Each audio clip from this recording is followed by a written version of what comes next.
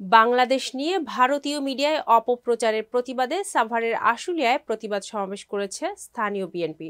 শুক্রবার জুমার নামাজের পর সাভার উপজেলার আশুলিয়ার ঘুঘুদিয়া এলাকায় এ প্রতিবাদ সমাবেশের আয়োজন করে পাথালিয়া ইউনিয়ন বিএনপি। এতে প্রধান অতিথি হিসেবে উপস্থিত ছিলেন আশুলিয়া থানার বিএনপির সহসভাপতি আব্দুল বাসেত দেওয়ান।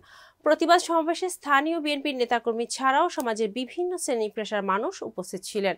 এ সময় তারা বাংলাদেশ নিয়ে ভারতীয় মিডিয়ায় অপপ্রচারের তীব্র প্রতিবাদ জানিয়ে দ্রুত শেখ হাসিনাকে ফিরিয়ে এনে বিচারের মুখোমুখি করার জন্য সরকারের প্রতি আহ্বান জানান।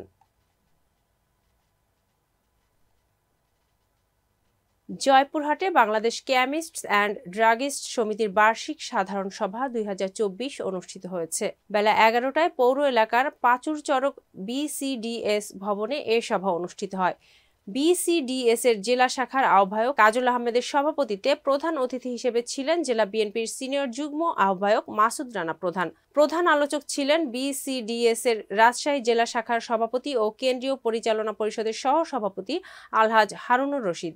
বিশেষ অতিথি ছিলেন কেন্দ্রীয় পরিচালনা পরিষদের পরিচালকবৃন্দ ও স্থানীয় নেতৃবৃন্দ, বাংলাদেশ কেমিস্টস অ্যান্ড ড্রাগিস্ট সমিতি। এছাড়াও উপস্থিত ছিলেন সদর থানা বিএনপির সভাপতি অ্যাডভোকেট হেনা কবির, শহর বিএনপির সাধারণ সম্পাদক আবু রায়হান প্রধান উজ্জ্বল, অতিরিক্ত PP advocate ATM Mizanur Rahman, সমিতির সদস্য আব্দুর রাজ্জাক, আক্তার হোসেন ফারিয়ার, জেলা সাধারণ সম্পাদক তোফায়েল আহমেদ জুয়েল সহ সংগঠনের অন্যান্য সদস্যরা। চাঁদপুরে জাহাজে 7 শ্রমিক হত্যার রহস্য উদ্ঘাটন এবং জড়িত ব্যক্তিদের বিচার সহ বিভিন্ন দাবিতে পটুয়াখালীতে শুরু হয়েছে অনির্দিষ্টকালের নৌযান ধর্মঘট। বাংলাদেশ নৌযান শ্রমিক ফেডারেশনের নেতারা এমভি আল বাখেরা জাহাজে মৃত শ্রমিকদের প্রত্যেকের পরিবারের জন্য সরকারিভাবে 20 লাখ টাকা ক্ষতিপূরণের ঘোষণা এবং সকল নৌপথে সন্ত্রাস, চাঁদাবাজি ও ডাকাতি বন্ধে সরকারের পক্ষ থেকে কোনো কার্যক্রম পরিলক্ষিত না হওয়ার কারণে ধর্মঘটের ডাক দেওয়া হয়েছে।